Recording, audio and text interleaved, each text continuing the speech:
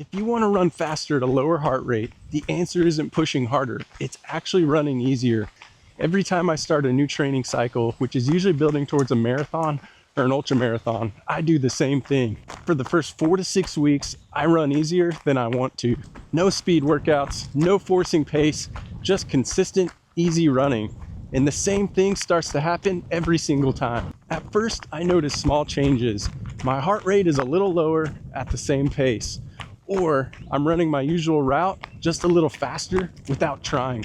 And then after a few weeks, it becomes really obvious. My pace is faster and my heart rate is lower. So what is actually happening here?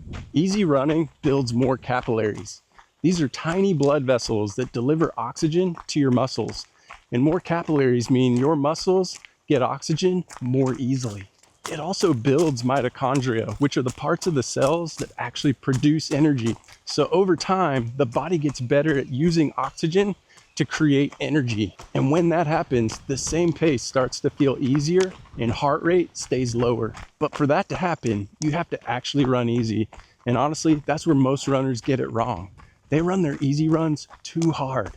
I made a full video breaking that down if you want to go deeper. So what does easy enough actually look like? For most runners, about 80% of running should be easy. And honestly, it's going to feel frustratingly slow. Slower than it feels like it should, and slower than what feels normal. Sometimes it can feel like that pace is even too slow to make a difference. You may even need to take walk breaks just to keep your heart rate down. And at first, that can feel wrong. It can feel like you're losing fitness or not doing enough, but this is exactly where the progress is coming from. Every base season I go through this, I question it a little. I used to question it a lot more. It's almost like it's not going to work, like I need to be doing more or pushing harder, but it always comes together almost like magic. A few weeks later, I can be running the same route at the same effort, and my pace is faster and my heart rate is lower. And that builds confidence because now I know the system is working, and that'll carry over into the harder parts of the training build. So the question is, how do you actually keep your runs easy enough? One, you can use a heart rate monitor, or you can just run at conversational pace. That's where you can run and talk in full sentences without feeling out of breath. So right now, I can hold a conversation just like this. I'm not forcing anything. I'm not out of breath. This is easy.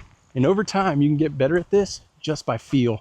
You can start to recognize what easy actually feels like without needing to look at your watch all the time.